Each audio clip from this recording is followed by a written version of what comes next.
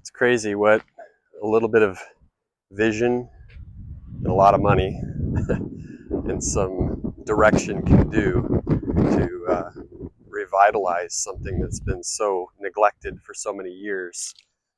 Um, I lived in Mount Carroll for most of the last 28 years and seen the decline of the Shimer College campus.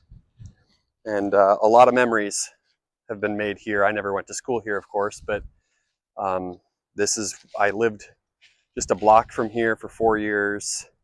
I've brought my kids here. They've learned how to ride their bikes, riding around this quad. I was actually married right on those steps right there. So just a lot of fond memories. I would come here on a regular basis and study the Bible, pray over the community, and so many Mayfest memories here.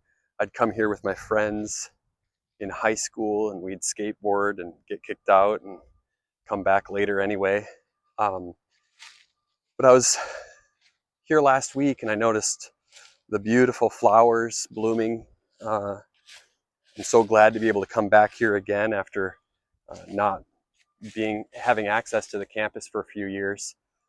And I just remembered how many naysayers there have been over the years who just can't see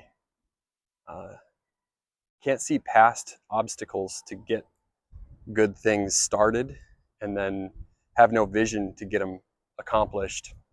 I was actually sitting right here on this stage, I don't know, about 8 or 10 years ago. I can't remember exactly, but my kids were playing and running around and riding bikes, and someone from the community came walking through, and I said hello, and we started talking about how much of a shame it is to see all these buildings falling to pieces. And I said, well, there's still hope. There's still the possibility that something good is going to happen. And I'll never forget, this person just laughed and said, obviously you know nothing about construction, because these buildings could never be saved. And I had to swallow my pride a little bit and not respond because I basically grew up with a hammer in my hand. I have done a lot of construction, and I am by no means an expert, but I can see potential when there is potential. I can see, I can look at a person and say, I know that there's more to this person than just what's on the outside. And these buildings have had, they have so much potential still, and they've had so much potential over the years that a lot of people just couldn't see. So to be here again and to see what they've done is amazing. It's truly remarkable, and I can't wait until the next few phases begin and they begin construction again. They're kind of on a hold for the next year. But what's amazing is that I know somebody moving into this building in the next couple weeks. A friend of mine got an apartment here. She's moving in, and it reminded me of this postcard that I have. It's one of the oldest real photo postcards I have of Mount Carroll, and it's of when West Hall, now known as Hostetter Hall, first opened up. And it's a little message written to a little sister back home in Shabbona, Illinois.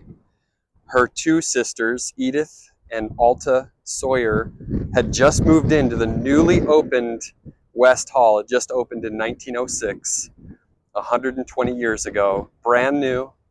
And the building looks just as fresh today as it did on this postcard. And I'll read to you what it says. It says, "Dear Eva, we've received your most welcome letter last night. Papa can show you where our room is situated. We will write tonight, examinations and Thanksgiving next week, so you can imagine what we are doing. The girls, FSA. Francis Shimer Academy, I'm sure is what that means. But yeah, the two older sisters apparently were students here, and I did do a little bit of digging and found that, yeah, two girls named Edith and Alta Sawyer from Shabana, Illinois, were students here in 1906 and 1907 and '08. And they lived here. And this postcard was sent right after they moved in. And so 120 years ago, it just opened up, and now it's opening up again. And there's new hope, and I can't wait to see what the next chapter brings.